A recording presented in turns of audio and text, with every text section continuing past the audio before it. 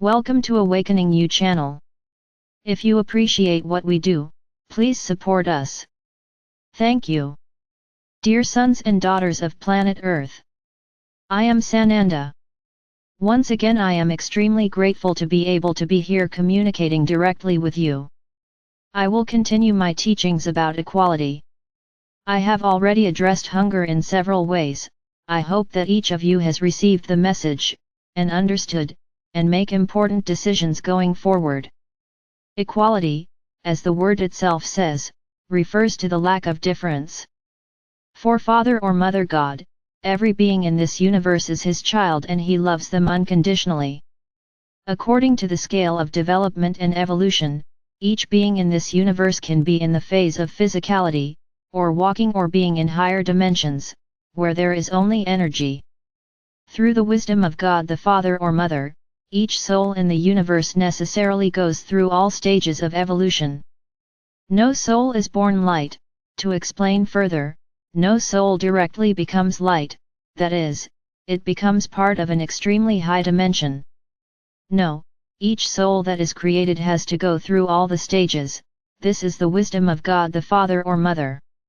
And exactly so that each soul as a whole does not harm itself, Father or Mother God allowed the division of this soul into fractals, so that each one would be exposed to different challenges and there would be a gradual evolution of that soul as a whole. So I can say that each one of you who is here listening to me now is a fractal of your great soul, this soul, which can be very evolved or not. What do I mean by very evolved? Having fractals in higher dimensions, in dimensions where your souls or your fractals exist only as light, enlightened consciousnesses, not but in physicality. So the justice of God the Father or Mother is to make each and every soul in the universe go through teachings that make it evolve. So there is no discrimination, there are no privileges. No matter what that soul was assigned to do, it will go through all the stages. The souls residing on this planet are part of a great project by God the Father or Mother. It is not just here that the third dimension exists, there are many other planets that are also in this dimension and coexistence very similar to yours. Just some differences that are not the focus of this subject here. I am saying all this to show you that you, as souls, are all equal before Father or Mother God. It doesn't matter if it's an evolved soul, if it's an evolving soul, it doesn't matter. To Him you are all children, products of the creation He created. This planet was selected, let's put it that way, for a big project, a race mixing project. Some orbs only have a single race, and they are all very similar, because they come from the same genetics, from the same creative base that formed them. The big difference from planet Earth is that the humans on this planet were formed based on many races. The beings who arrived here, populated this planet, gave their genes, so that the planet was populated within the highest complexity of differentiation possible in the universe. And there you are. Today, if you stop to look, how would you answer this question, what is the human race like? Yes, everyone will answer that they have a head, torso, arms, and feet, correct. But is a race the same anywhere on the planet? I believe that no one will answer me in the affirmative, because you are the product of the mixing of many races that arrived here. For what purpose? Exactly, the aim of learning non-discrimination, of accepting differences. I'm not going to stay here remembering the history of the planet, but these very differences formed what you are experiencing today.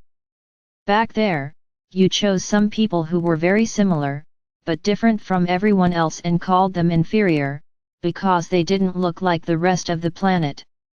And then let's talk about black people, let's talk about Indians, different societies in the way of living, thinking and mainly, different in external form.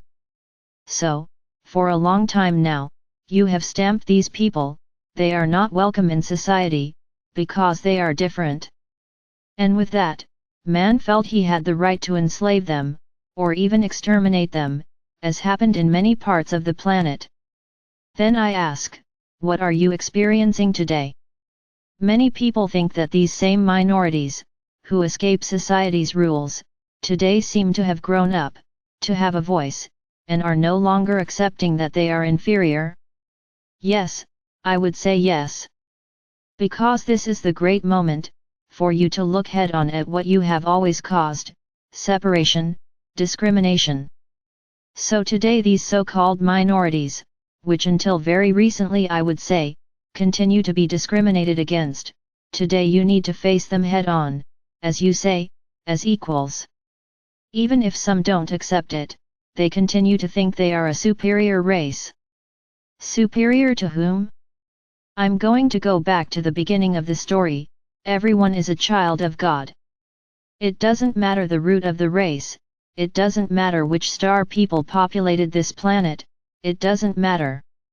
All are children of Father or Mother God. And precisely because you experience such a diversity of models, there is a great lesson and a very important lesson. Many still think they are sovereign in the universe, and their religions preach this, that there is no one else in the universe, just you humans. How arrogant, how ignorant! Would Father or Mother God create this immense and infinite universe, but would He only create human beings? It's actually a pretty selfish way of thinking. So how will you accept your galactic brothers? Yes, because from the moment this planet evolves, a range of beings will transit your planet. Beings of all shapes, of all colors. And how will you live with them, with so much discrimination that you make on your own planet?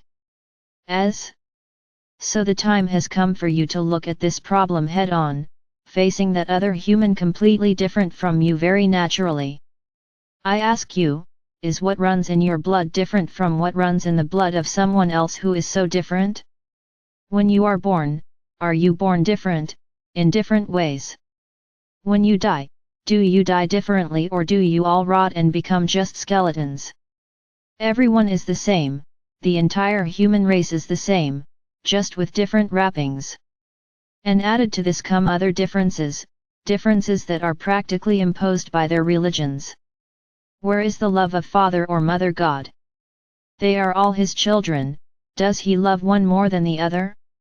Do we love one skin color more than the other?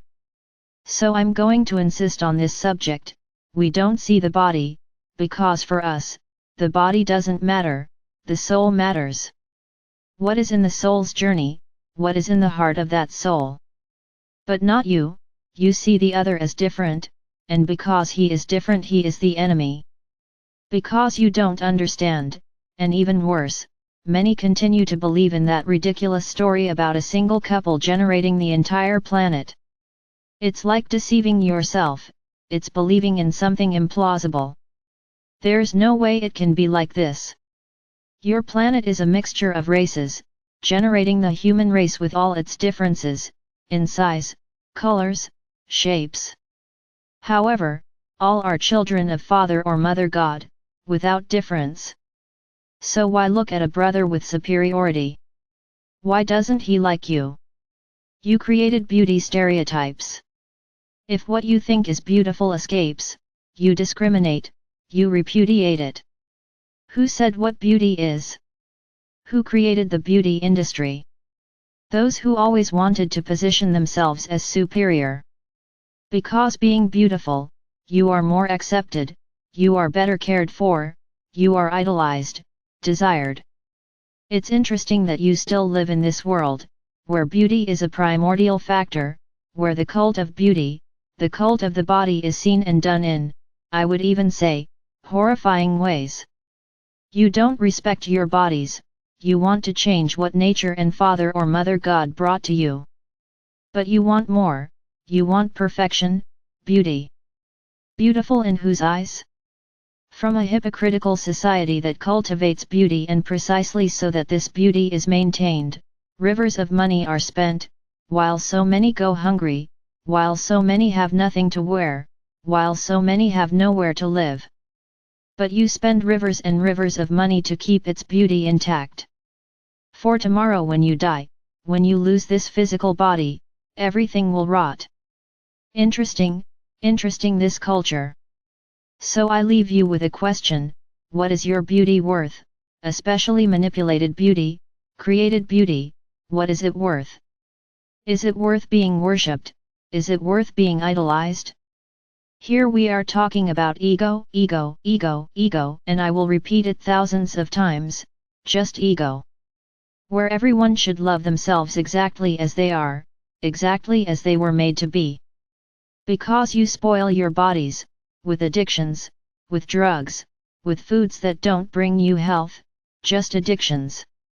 Sugar is one of them. The human body was not made to be swollen, to have its volume increased, it was not made for that. Normality is having a body within healthy standards. But you don't care about that, you just want the pleasure of eating anything, to appease your sadness, to appease your problems, and become problems. So how could we just look at their bodies? If we were to judge you by your bodies, by your health, with rare exceptions, no one would pass. Because you practically destroy this physical outfit that you have with excesses. Everything is permitted as long as it is done with balance. But you cling to excesses and use vices as a crutch, to support yourself when you have problems. And then they start to be part of that group that is discriminated against. Which group? The group of the ugly, those who do not exude beauty. But who labeled them that way, who created beauty, who created the cult of beauty, for what purpose? It's not to make their bodies healthier, I guarantee it not. Because healthiness is not in beauty, it is in thinking correctly, eating correctly, being a correct human being. This is attracting health, anything other than this only attracts illness. And where is the beauty? What's the point of being beautiful and extremely sick? So this is a concept that I'm throwing out for you to think about. Why discriminate against others? Why is he ugly according to your concept? Why is he different in skin color, eye shape, height, width, the size of his feet?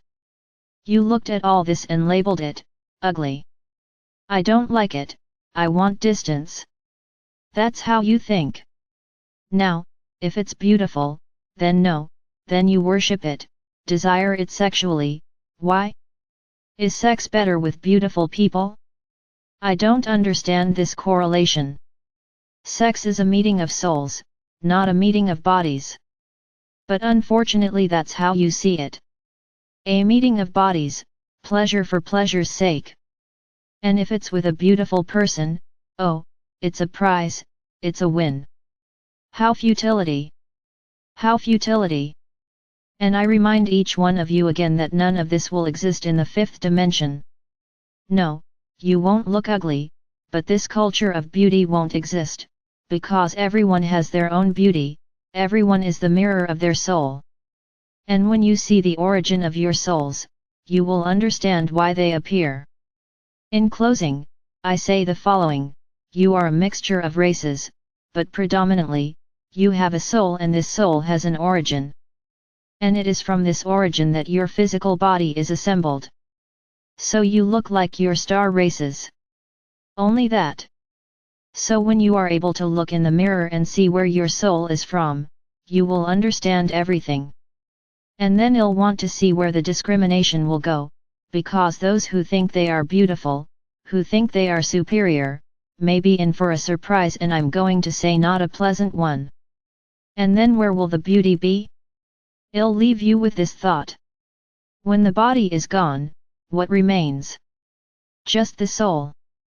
That body that you worshipped, or that you destroyed during a lifetime, returns to the earth, just like the others, there is no difference. So why the discrimination? Why this feeling of superiority? Nobody is superior to anyone else. Think about it.